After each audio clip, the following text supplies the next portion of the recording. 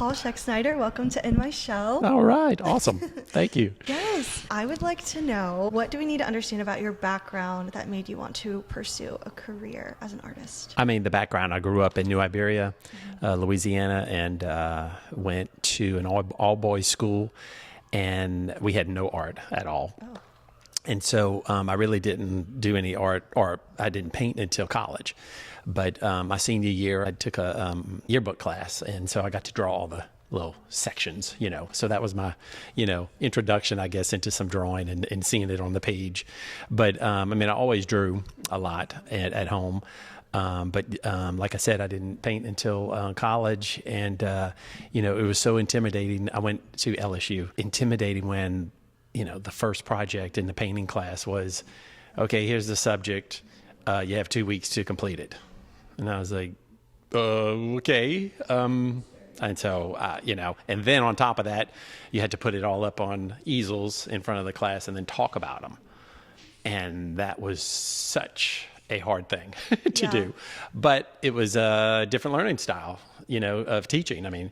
And so it taught me a lot. I probably do a little bit of that in my teaching of my students, but so yeah, that was a big introduction to the world of art. And, I did want to major in, and I did major in graphic design. My parents really thought that I could get at least a job with, some kind of art, doing some art. And so after the first semester, you had to put a portfolio together, and you submitted your work. After that, I did not get in. So second semester rolls around, did more work, redefined it and everything, and I still didn't get in. And so my professors all said, your strength is painting and drawing. You should just stick with that.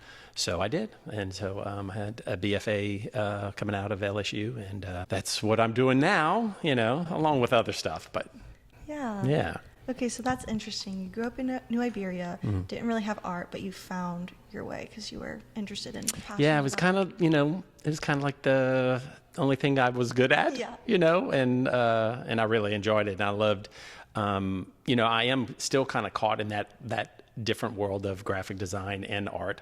And fine art, as far as graphic and, I do illustrations and stuff like that. So I like both sides of it. Yeah. And where did the children's illustration and children's writing, how did that come to be?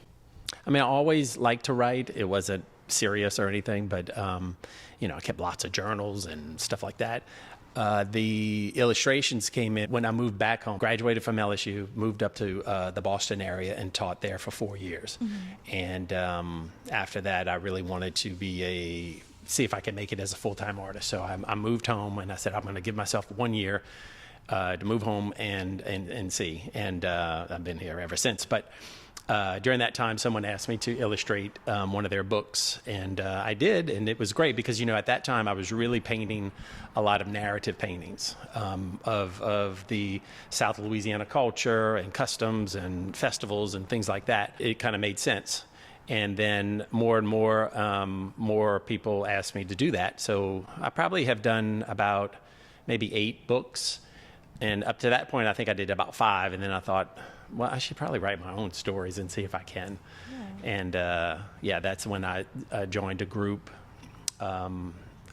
children's literary group, that we meet still once a month, talking about our sharing our projects, getting feedback. Talking about our successes and our disappointments, and it's been wonderful. Yeah, I love that. I feel like if you are a creative, you kind of need support from other people because you just get so caught up in your head, and they can help you work it out in a way that you would have never been able to see. Exactly. I feel confident about painting and drawing. Writing, not so much. So I still need the help and that feedback. Yeah. In your bio, you do describe yourself as a colorful narrative artist. How would you define that for someone who's not an artist? Yeah, I of course love color, but narrative being, it tells a story. There's some sort of storyline within the piece. And, that might start with with a actual story that I heard, or like I was talking before about, customs or folk tales and stuff like that. But, the work that I'm doing now is sort of not necessarily a character, or the character is, either horses or trucks or, objects that kind of propel the story, and the color helps with that. Mm-hmm. A lot of color theory, all these things that I had to learn because I didn't know anything when I went to college. But it feels great to teach my students all that stuff mm-hmm. too. But yeah, going back to the narrative part, it's fun. I mean, it's sort of telling the story or a story, real or not, in some sort of magical way, Yeah. Art has always been interesting to me, like painting specifically, because I've always been a writer. Mm. And so like I remember when I was doing art classes like in high school and college, I would just like have writings, like words all over my page, but my teachers would correct me and they would be like, no, like you have to draw like a picture. But it's interesting how different people interpret art as different things. Yeah. Yeah, see, now I love words in art. Yeah. And I'm doing that more and more. I did that a lot in college with a lot of my projects. I was really attracted to the pop artist and, repetition of things and, making my own stencils and things like that. And then using letters and words and symbols and things like that. So I kind of feel like right now in my life, I'm kind of doing that again back in, where I was in college. Yeah. Yeah. And I also read in your bio that it said you were a colorblind artist. So how does that work when you're choosing color palettes and things of that nature? I've learned to sort of stick to maybe just a family of colors when I begin a painting and not so many. Yeah. But I do like color. I never really thought about it as in like a hindrance to painting. I mean, I just, when I was young, I was the youngest of 5, and my brothers and sisters would always, like, hey, what color is that? What color is that? And I always get it wrong. They'd laugh and all that stuff. But kind of after that, maybe one time I remember in a math class, and when I was in elementary school, we had to color, do the addition 2 + 2 is 4, 4 equals brown, then get the color and color that shape brown. And I remember... Well, the teacher knew I was colorblind, and she always put me with somebody who could help pick out the colors, which I'm like, I could just read what that color was, but, certainly that's what I do now. And it's not ever been a problem. Yeah.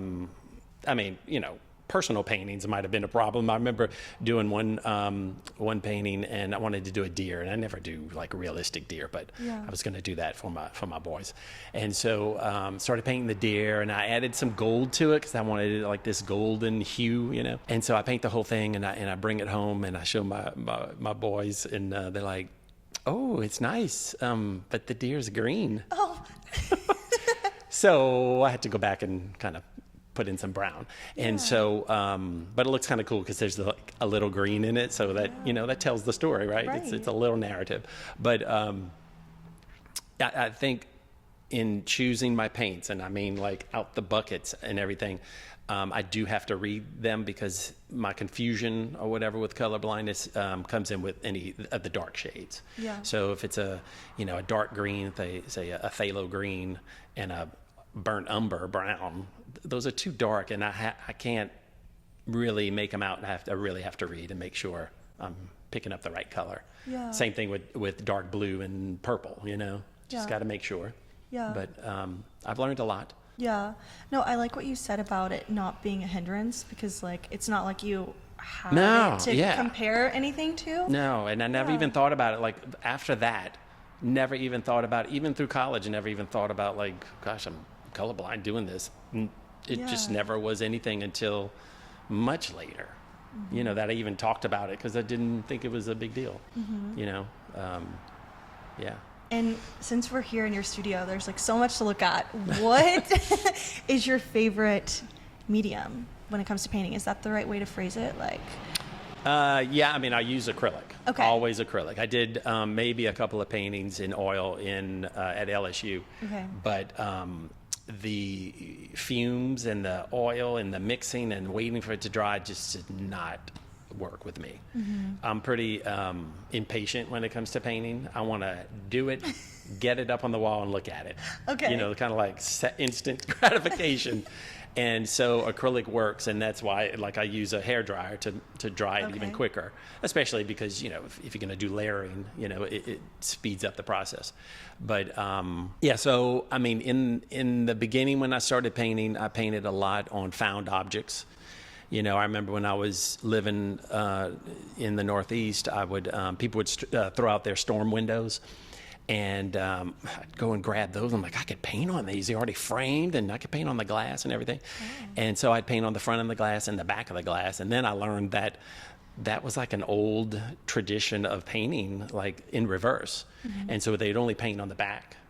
And then, you'd see the front, and the glass would be covering it. But I would do both sides just to kind of get that depth and everything. So I did a lot of paintings on windows. And then when I moved down here, I did the same, old doors, tin, and wood, a lot of wood. I really like the wood surface because the paint kind of soaks in it. Or if it's really a hardwood, you could draw with the paintbrush. Yeah. And I really like that drawing part. I mean, that's something that I've done my whole entire life. I have tons and tons of sketchbooks of ideas, and usually I sketch the painting out before I paint. And in a sketchbook, just to kind of work out the composition. Right. I'm kind of, as older I get, I'm kind of doing less and less of that. Mainly my sketchbook is, just ideas and stuff, but I kind of now just attack the canvas, and I am painting more and more on canvas. Yeah. Yeah. Okay, that's really interesting. So I like how you were painting on all of these different things. Yeah, all the surfaces. Yeah, all the surfaces. Yeah. So how would you say you view the world as a creative versus someone who doesn't use their creative abilities? I guess you could think of a photographer when they see the right composition or they pass something, and I'm always looking at surfaces and objects and foreground, middle ground, backgrounds. Yeah. Thinking that way in the color. I think it's mostly I view the world as a composition. Like, oh, that's so cool. Like, how could I put that in there? Or, where the sky is so flat blue with this, white building and these stripes. Yeah. So it's all I love that. Yeah. Yeah, that is so cool. And it is odd, I guess, but I guess it's just different how people view things. I guess maybe artists view things visually, whereas a lot of other people maybe view things emotionally. You can maybe kind of connect the two. Yeah. Not that artists aren't emotional, but you know what I mean. Yeah. I don't know. Yeah. But I'm sure everybody sees the world differently, auditory or tactile or, visually too. Yeah. Yeah.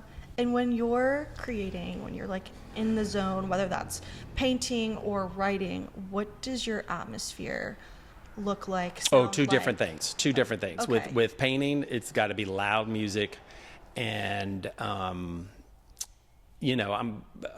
not worried about any kind of distractions. Okay. I mean, I do like it by myself and painting, but if I could talk to people and paint at the same time. Okay. Or I've painted lots of commissions at weddings and receptions and things like that, or events, and that doesn't bother me, because I'm comfortable. Now with writing, total opposite. Okay. I have a routine of waking up at 5 and start writing, and it's usually in my kitchen, dim light, quiet. Okay. Yeah. So complete opposite. Wow. Yeah. That's interesting. Yeah. And I've tried to write with music and all that stuff, just can't. And you know what? I think it's because still learning, still uncomfortable. It doesn't flow. There are times when it does flow out, but not like painting. Yeah. Yeah. Have you ever tried to force yourself to blare music or to do what you do when you're painting, or you just would rather give yourself the freedom of just... When I'm painting? No, when you're writing. Or when I'm writing? Yeah. Well, if I did that, I'd wake up my wife, because I'm up so early.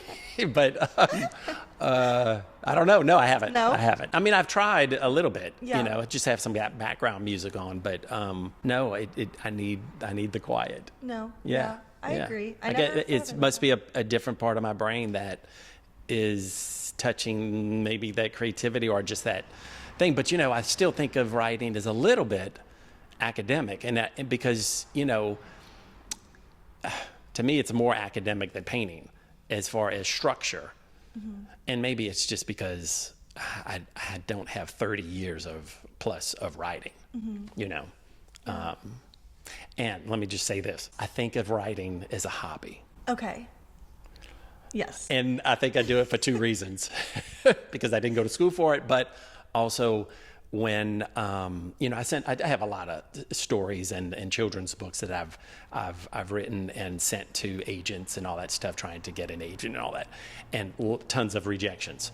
Yeah. So when those rejections come, it's like it's just a hobby. It's not a big deal. It's sort of like a little fail-safe for me. It's not a big deal. Yeah. But it really is not a big deal. I mean, for me, it's the process, and I'm, for that part, I'm still learning. Even painting is I'm still learning of the process and, the things that I like. And that's one thing that I teach my students, and I teach K through 12. Mm-hmm. And, it's about the process, and that's where you learn. And maybe the final product is not what you wanted, or it didn't turn out, right, or maybe not successful, but just know that you learned something in the process.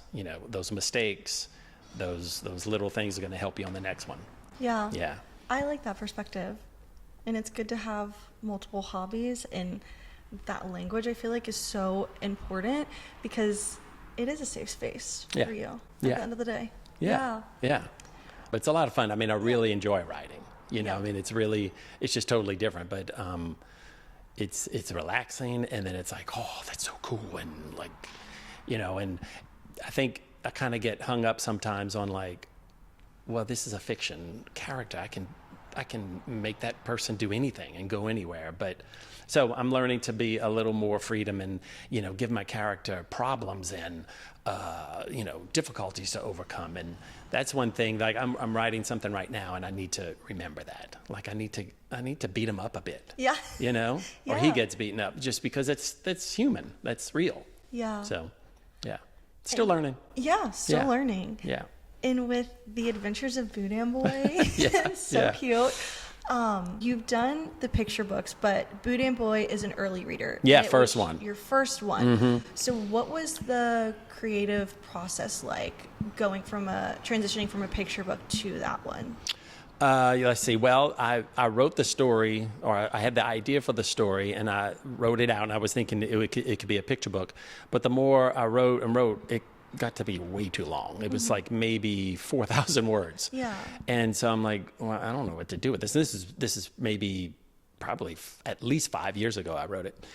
And then Pelican Publishing, who published a lot of my other picture books, said, hey, do you have any early readers? We want to do some chapter books. Do you have something? And I said, well, I mean, I have this thing called Boudin Boy, but whatever. So I sent it in, and they said, hey, we really like it, but, to be an early reader, we need more. You're like, can you write maybe, make it up to about 6,000 words? So I did, and that was fun because I already had the character, already had established, but, his story ended at 4,000 words, so I had to come up with more, and that was challenging but fun. And for the chapter book, they needed the cover, the end pages, or the chapter artwork, and it was all in black and white. Mm-hmm. So that was new, Yeah. Mm-hmm. And I noticed at the end of each chapter, there is an illustration. So how did you decide which illustration to use, and also the placement of it in the book? Was that hard? Yeah, I mean, I was trying to get the overall view of that chapter, the overall, maybe the theme, or allude to something not so obvious in it. Mm-hmm. Yeah. Okay. So a little, there's certainly narrative. Yeah. Some of them, each chapter was an event. So I kind of look at it like I've done a lot of festival posters and things like that. So I kind of looked at it that way, like capturing the whole essence of that chapter and what's going to happen. Yeah. And maybe even for the next one. Right. Yeah. So it was challenging but fun. I mean, a lot of fun. And when you were saying at the end of the chapter, I really like in the book how he writes to his parents and writes a little note where he doesn't give the full story. He's because he didn't want to tell them and make them worry. But that's I think that's a little bit of me. Like that's something that I would do. I would want to do. Yeah. I would want my kids to do. Write home, keep in touch. Call. Yeah. Yeah. Yeah. Obviously, I read it from an adult perspective, but what it made me think of was there was Goosebumps and Nancy Drew, and Boudin Boy has that element just a little bit, like he's going through all of these hurdles and he has all of these obstacles that he has to face. Right. Do you think children should be reading like scary stories at all? Yeah, age appropriate. Yeah, age appropriate. Yeah. Yeah. I mean, gosh, I was watching Scooby-Doo at whatever age, and I mean, loved it. But there's some scary things in there. There is. Like when you go back and look, it's like, wow, how old was I? Yeah. But I guess the fact that it was a cartoon. But yeah, I mean, it's an emotion that is real, and it maybe can show them that that to face your fears, and the fear could be taking a test. Whatever, but that you can overcome it. And hopefully that's what I show in the book too. I think so. Yeah. Yeah, it definitely relates to emotional intelligence 100%. He's a smart little boy. He is smart. Yeah, his parents taught him well. They did. Yeah. They did. But it also had that element of like the hero's journey. Like he wanted to go out into the world and meet people like him. And I think that's a lot of things that kids face. Yeah. Yeah. I'll tell you a funny story. I did the book, and, I really think that Boudin Boy could be a, certainly a character, but like even I was thinking, okay, he is a piece of food, right? He's a fried Boudin ball boy, really. Yeah. And so I thought, well, that would be cool if we could actually make some. We have a boucherie here who makes great Boudin. And I told them all about it and everything, and they said, that sounds great. So he gave me some Boudin that was, out of the case. And I don't know, so it's a process, for them, especially when they do the Boudin balls, because you have to take out all the moisture. If not, when you fry it, they're just going to explode or whatever. Oh. So, I mean, he did all that, told me everything. So he gave me all the Boudin, told me what to do. And so backing up, I needed a shape. So I contacted somebody who makes cookies, and she makes her own cookie cutters. So she made me several cookie cutters of Boudin Boy running, Oh my gosh. Yeah. And so so then I had that. I had the Boudin, I pressed it out. I had the Boudin Boy cookie cutter. I made about 6 of them, cut them out. And it was pretty easy. It came out pretty good. And then I put them in the butter wash. The butter wash and egg wash, sorry. And then put breadcrumbs on them. Then I had to freeze them because that's what he told me to do. Okay. And then the next morning I put them in the air fryer. So good. Wow. I mean, it tasted just like their Boudin boy, their Boudin balls, but it was a little boy. And the great thing is that, when you have a ball, you could put it in the dipping sauce, but it's usually like in a little cup, and it's hard to kind of dip it in there. Yeah. But with Boudin Boy, you just dip his foot in there, his hand, his head, I guess. Wow. Eat him. So maybe something will happen with that. Boudin Boy came to life. Yes. And then we ate them. Yeah. I mean, that's okay. Right. It was bound to happen. But I did have somebody make me some cookies. Oh, that's nice. And she came up with a recipe of like a Biscoff, kind of the dark cookie. It was great. So that's another thing too. I'm working on all that. Oh, that's very cool. Yeah. But let me tell you that the story that really, what I wanted to tell you about this all is that the guy, his name's George Segura. He owns Legnan's Boucherie. So he calls me one day. He says, "Hey, does Boudin Boy have a dog?" And I said, "No, but that's a great idea. Every little boy needs a dog." So he's like, "Yeah, and you can name him Cracklin." I'm like, "Oh my God, that's so perfect." So I immediately wrote the story. And I pitched it to the Pelican, and I did it all. I just sent in the paintings. Oh my gosh. And it's gonna be published in the fall. How exciting! Yeah. So it's Boudin Boy meets Cracklin' Dog. Oh my gosh. Yeah. So I think book 2 of the Adventures of Boudin Boy will include Cracklin'. Very exciting. Yeah. See, that's why you need all of these creative people around you to exactly. keep you going. I mean, and people have great ideas. They do. And they share them, which is awesome. And sometimes it's the people you would never think either, which I love. Yeah. Well, okay, and somebody gave me the idea, actually, of doing the cookie. I was telling them all about it. They're like, well, he was like, yeah, you should make like little cookie cutters and just sell them with the book. I'm like, oh, I could put a recipe. He's like, yeah, my wife would buy that all. And so I just never really... I didn't think about that. Yeah. And then I thought, well, man, those cookie cutters you could use for, a stencil, and the kids can draw it and paint them or whatever. And then, or you could press it into some Play-Doh, and they can make the little Boudin characters. So, Yeah. So, it all comes now, together. like, I love all that part. Like, that is all exciting and fun, and I can get all into that. And I've written like some plans for that. Mm-hmm. But man, that's a lot. That's a whole nother thing. Yeah. So I need a partner. Yeah. Looking for a partner. Yeah. You guys heard it here. Yeah. Because all I want to do is paint. Yeah. And write, but, yeah. But I still like all that. Yeah. I think that's relatable to a lot of creatives, for sure. Yeah. They just want to focus on the thing that they're good at, so that that's where all of their time goes. Yes. So how did you monetize your career? Like, what is some advice you would give to someone who's on a similar path? One of my students that I taught, she graduated. She graduated from college in art, and she called me actually last week and said, "Hey, I think I'm going to quit my job and I want to just be a full-time artist." I'm like, "Oh, start praying." So, but she said, "I really want to, teach," and I said, "That's a great idea." And I think just because that's what I did, I graduated from LSU with a BFA in painting and drawing, and it's like, okay, what do you do with that? And luckily, I fell into teaching, and that's what I was doing in the Northeast. I taught for 4 years, and when I moved here, I did a little bit of part-time teaching, then I was full-time, but all art.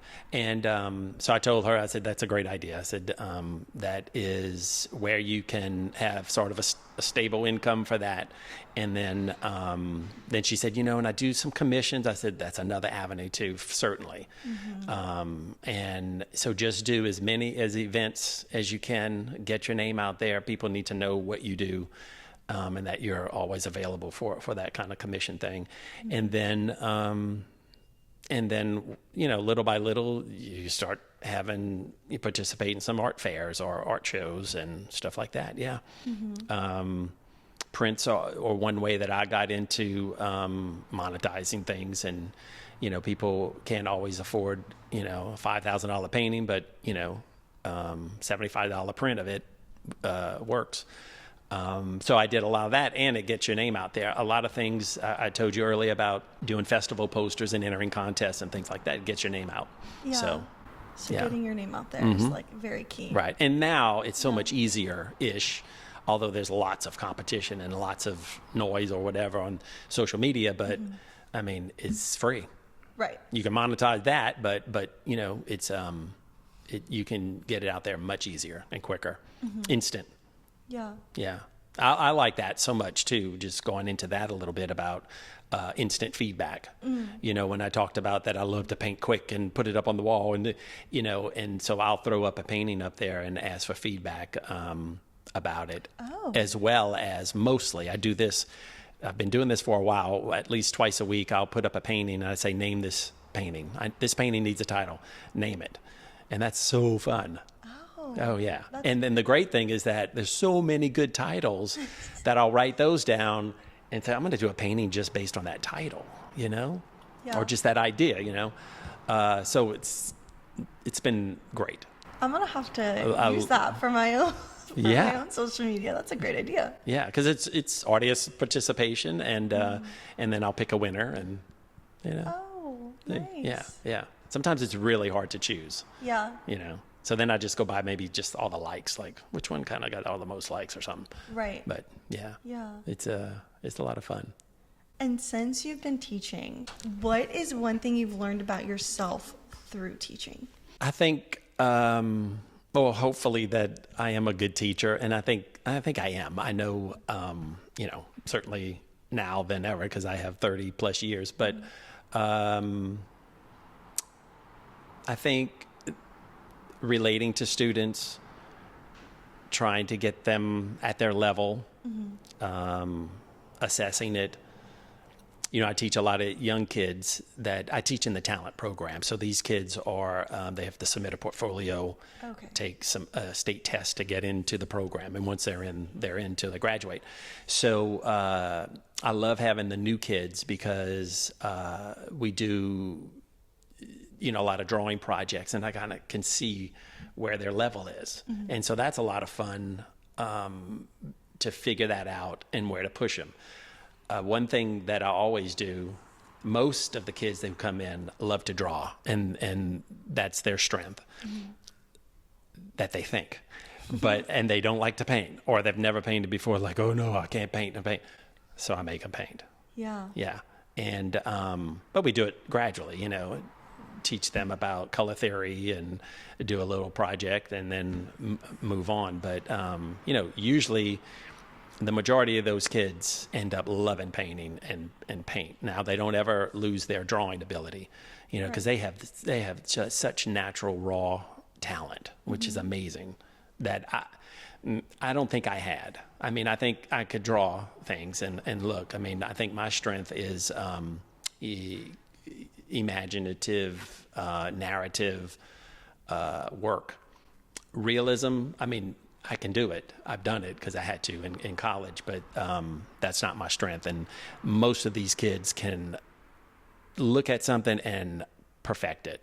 It's amazing. Yeah. The challenge is to get them to open up a little bit more and say, you know, give them an abstract term to illustrate. Right. You know, and push them in that direction because they do have that talent. What I love is when they combine the realism with the abstract or the thought. Or the, you know, and putting those two things together. Yeah, that's the challenge. Yeah, you know, and expose them to a lot of different methods and techniques too. You know, kind of going back to that process thing. Yeah, I think it's important that they experience things that they haven't before because it could show them a whole new world, and it could eventually one day be their career or something they. Right, and a majority of them just got in because they could draw, so they just have used a pencil and paper. And so then you're exposing them to like oil pastels and ink and printmaking, you know, things that, you know, all the stuff that I was exposed to because I didn't know anything. And, you know, it was great at LSU. We had to, you know, learn printmaking, jewelry making, photography, ceramics, you know, so those are all things that I have taught kids throughout the years, you know. Yeah. And when you were teaching in Boston and then like compared to here, did you notice... I guess, what did you notice people were painting? Like, what are the differences? What are they most fixated on? And the same. It's all the same. Kids are the kids. Yeah. You know, I mean, whatever's a lot of pop. Now, I'll just say this, but this is something that has changed. All of the kids here all can do anime stuff. Okay. And so I'm like, no anime. You cannot do anime in my classes. You know, maybe one project I'll let them do that, but they mastered that already. Right. And they started doing that, you know, when they were, you know, 10 or something. And the kids who are in the talent program or not, they all know how to do that. So what I like about it is, or the kids that, you know, use that anime, but go push it a little beyond to make their own characters, push it beyond to have their own kind of way of shading and stuff like that. And so we can use that as a basis and then move on from there. But a lot of them are so interested in anatomy and the hands and where they move and the look, and which is great because they're thinking. And of course, they have that resource of YouTube videos or, anything, and they're teaching themselves. Yeah. And so, like I was saying, a lot of the kids have that talent when they come in, and so I'm just sort of helping them and direct them and giving them feedback, critiquing it, and saying, "Oh, well, how about this area?" Or look. So, and it's to teach them, so then they can make those judgments themselves and critique their own work. That's the goal. Yeah. Yeah. I mean, you are your own worst critic, but at the end of the day, you have to be a critic. Right. Yeah. Yeah. Okay. How do you know when an art piece is complete? I knew you were going to ask that. I guess sort of just when it looks good. Well, okay. Most of the time I can tell. How can I tell? In my mind, what I had, sort of what the finished piece was going to be like, it did. It's worked out.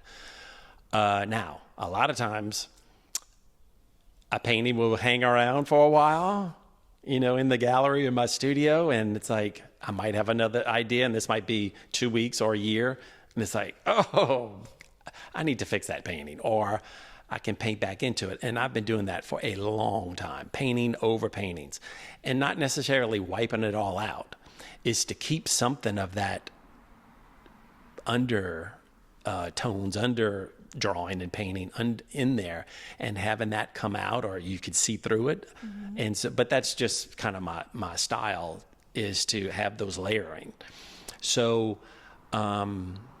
it's less intimidating than starting with a blank canvas, because you already have something there. Right. And then when you start working it out or painting over something, and those colors are coming through, because maybe it's a real dark color and you're putting white over it, or a wash, and so that color comes through, you see things, and so it changes as you're painting, and that's so much fun. Or it kind of tells you where to go. Yeah. Yeah. Which is, you can't, it just kind of happens. I mean, you can't force it, and it's there, but then you're making it happen. But something that you painted a year ago, and then you're putting something on top of it, and then it's leading you to even another place, which is so cool. It's so fun. Cool. Yeah. Yeah. So I don't know. Is the painting ever finished? Not over here too much. No. Yeah. But there are some, like that I would never paint over or anything change or anything. And I usually put them away so I don't see them. Okay. Right. Like, that's done. So you don't even get tempted. No, exactly. Okay. Exactly. That makes sense. Yeah. Yeah. I have a show coming up in Austin in June. And so the gallerist chose the pieces already. And so I put them away. I put them, because I can't paint over them. She's already has the show, Yeah. So I'm tempted, though. I'm like, oh man, I could. One of them, I changed something in it. Like it was like 3 little boats, and I changed it to a sailboat just because I was doing sailboats then, and it worked out better. Yeah.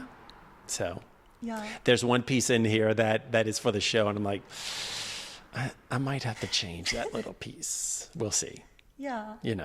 But I mean, she won't mind. It's not going to change the whole entire work, but it's just, it's that critiquing, always like, oh, I could do that better, or change it. And it's because maybe I did those maybe 6 months ago, and I've learned so much, or what I'm doing now, it's like, oh, I can apply what I have now back into that piece and make it stronger. Yeah. That's what I've been learning. Yeah. And I don't think that ever goes away. No. I don't. No. It's sort of like, how do you know when the chapter is finished or that scene is finished? I'm learning that, and learning. I've, read a lot, but also talk to a lot of writers, but also podcasts, and I've listened to a lot of podcasts, 2 in particularly, one about screenwriting, because I am interested in that, and then another just about the fundamentals of writing. And they're both different, because one is for fiction, one is for screenplays. But the great thing about the screenplay one is that it's all about character. And you have to write visually, because you're writing for the director. Right. Where fiction, you're writing for the audience. But still, I mean, I think visually every time I write something, I'm thinking of it as a movie or a real scene on the screen. So, but yeah, how do I know when that scene should end? I guess when I'm tired, or it's like, okay, I had enough, or it's like it becomes sort of natural after a while, but again, I'm still learning. Yeah. And since you've made your passion into a career, have you ever felt that it was unfulfilling, or maybe you're like too fixated on it and you want to explore other things, but it already sounds like you're exploring other things? Like, does that make sense?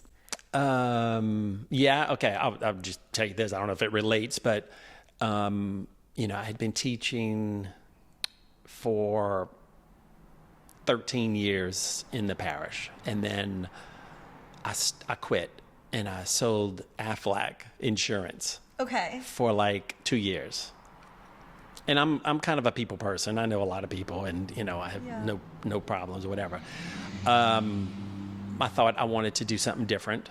And it is teaching, because you're teaching them about maybe the products that they should maybe at least look at.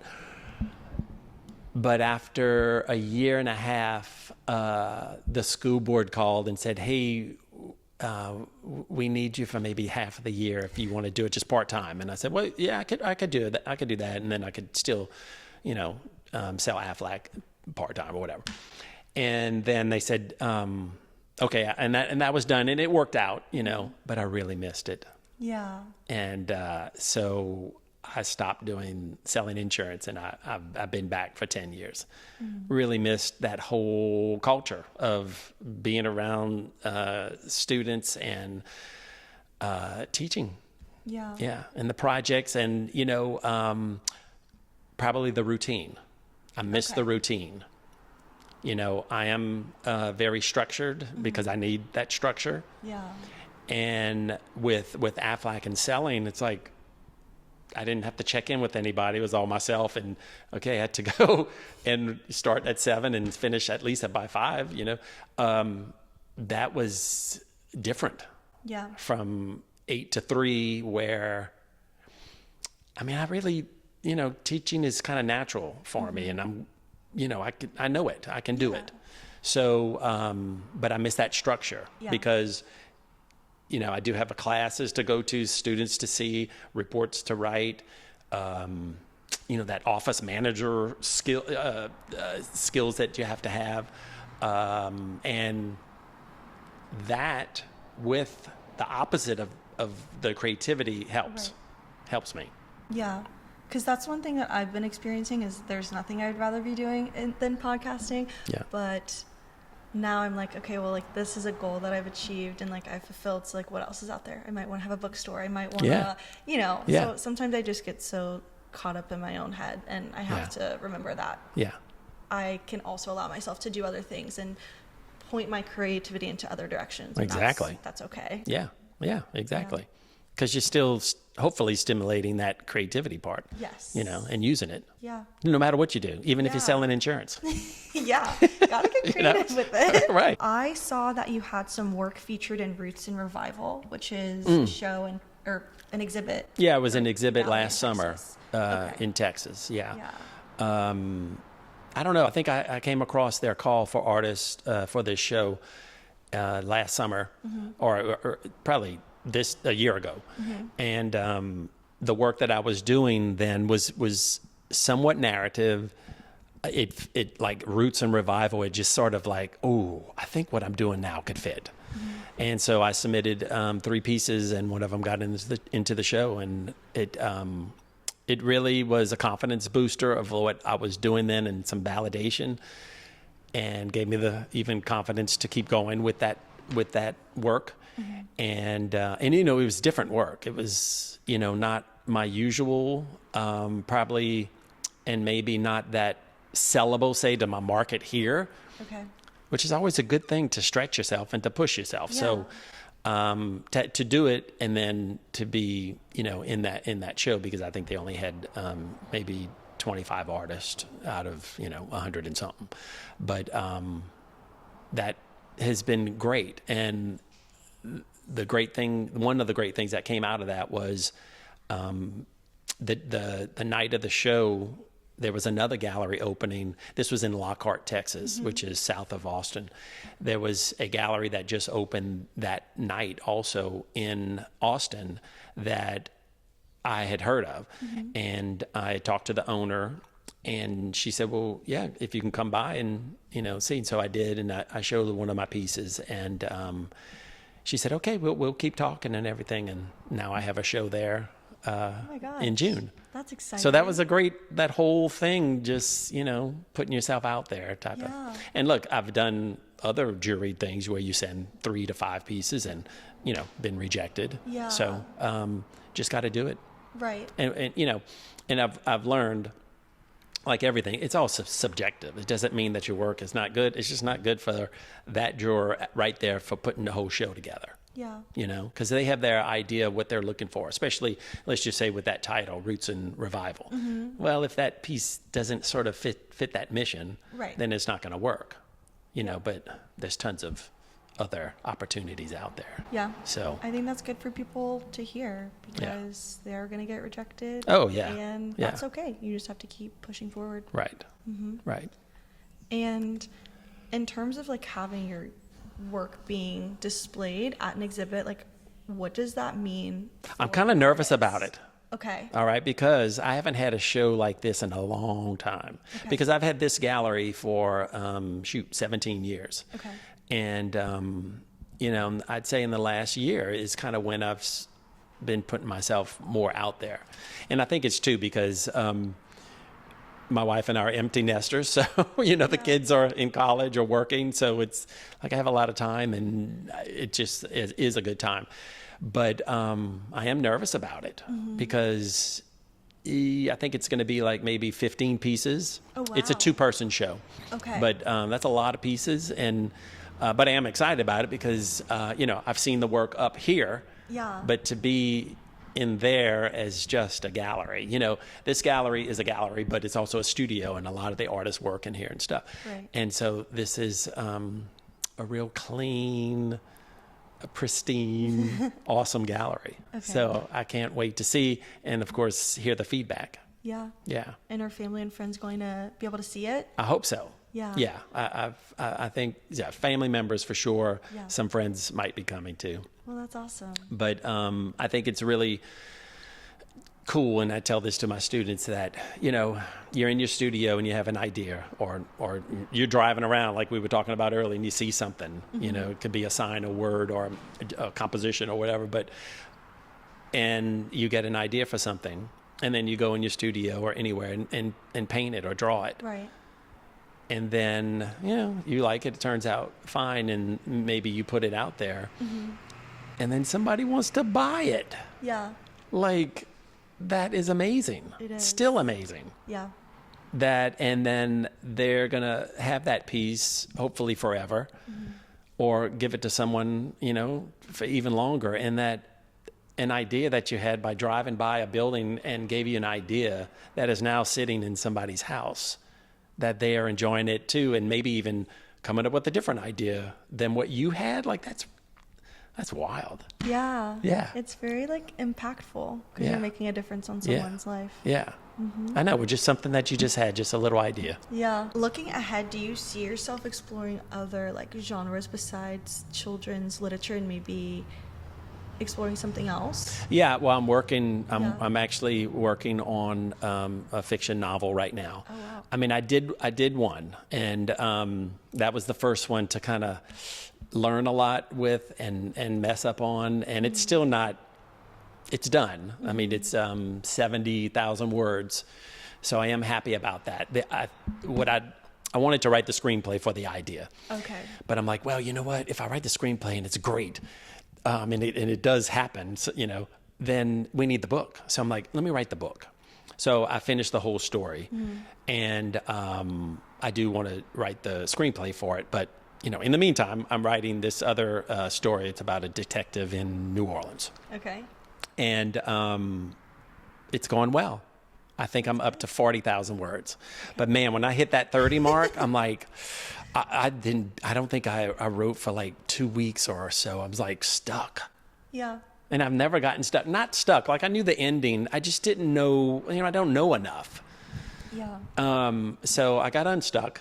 And I'm trying to think how. I think I started just stopping there and moving on to like, towards the end of the story, because I knew that. So I wrote that, and then I brought it back. But just yesterday, I sent it to sort of like a beta reader, someone who, because I need that feedback. Yeah. Like I was saying earlier, I do have a group that we meet once a month with the kids writing, but I don't have a fiction novel writing group. I need that feedback.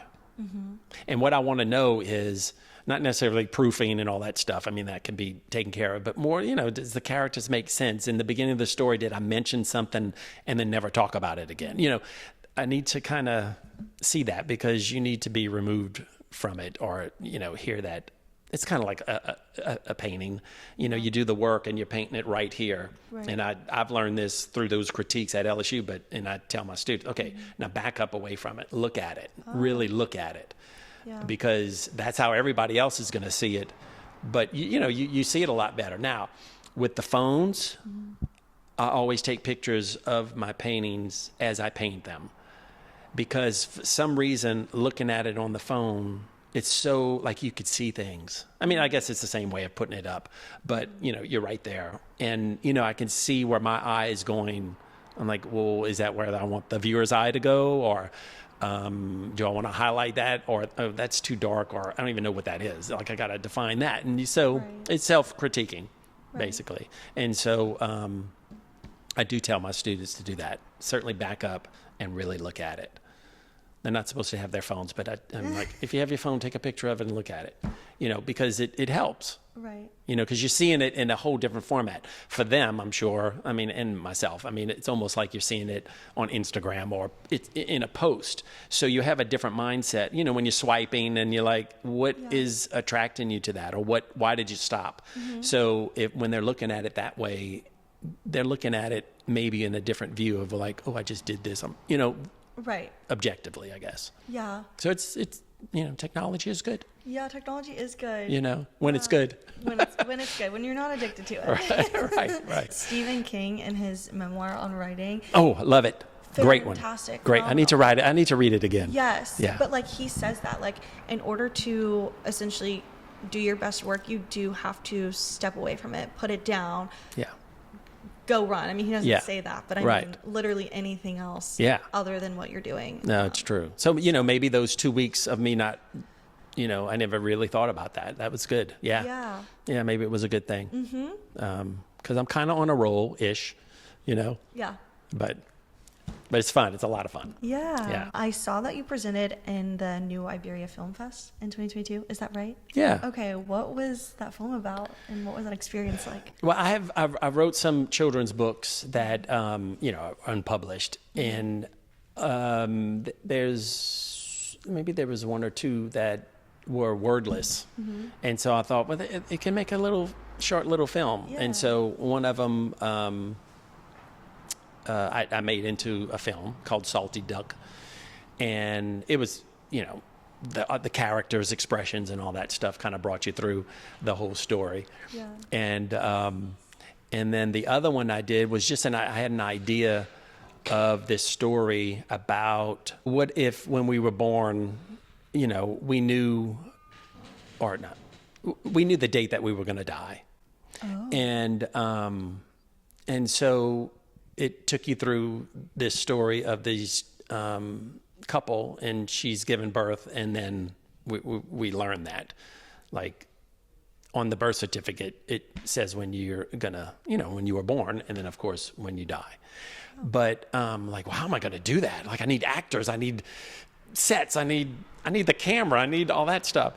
And I think at that time, my daughter was young and she was making little videos. And so she told me what app to download. And so I did. And so then I did black cutout of the characters and the little scenes, and I filmed each one, stopped the animation, and then I put it to like a little song I wrote on the piano. I mean, very simple, and it turned out pretty good. I love the feeling of it, and I always think back to that. I'm like, man, if I should expand on that or do something. It was so fun to do because it was so out of whack with what I do, but you know, it was different, but so fun. I mean, I love film, I love movies, you know, that kind of stuff. So it made sense that I would do that, but it was so fun. You know, it was a project. Yeah. And I love projects. Yeah. I like series, you know, to do artwork wise, and I love projects. Mm-hmm. So I kind of look at all my artwork as projects. I mean, that's the best way to look at them. Yeah. Yeah. I think one thing I loved about this conversation is diversifying in all your creative abilities. Yeah. And look, I don't have any plan like, okay, well, you know, in 2 years, I want to do a podcast. Although I'd love to do a podcast. I mean, like have my own podcast. Yeah. But I mean, I don't know if that'll happen, but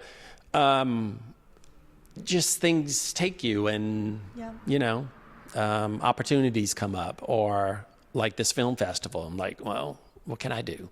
Right. I want to enter. What could I do? Yeah. What could I do? And look, I did that thing in like that night. Oh my gosh. Yeah, I did it. I mean, I had the story, so I knew what to do, but and drawing all the things. But I mean, I cut it out of the paper and then I did it. Yeah. That's impressive. Well, I mean, but it was doable. Yeah. And that's what I love. Yeah. It is doable. I like doable things. Yeah. You know, so that oftentimes means simplify. Yeah. You know, the term simple is better, less is more. Mm-hmm. And it's true. It's so true. And, you know, going back to painting, less color on the palette or in your painting, stronger painting, you know? Mm-hmm. I mean, it could be colorful, but I've learned that. Or maybe I'm just more attracted to that right now, where I am in my life and what I want to do, you know? But that is definitely a theme in my artwork right now. Is there anything else you'd like to add before we close? If you have something that you want to do, just do it. Yeah. Really. I mean, it also helps to have some people around you that give you support. Mm-hmm. I mean, it's so important, actually. And some help, and know where to help. You know, I've done a lot of other things like, you know, museum work, and we founded a museum. We got the Blue Dog statue in New Iberia. And it's like, you know, you have an idea, just get some people, like maybe 5 people that can help you do it, and it's going to happen. Yeah. If you believe in it, you can raise the money, you could do it. Mm-hmm. And if it doesn't totally work out, you learned so much through the process. Right. And that's it. Yeah. Well, thank you so much for being with us today. Thank you. It was fun.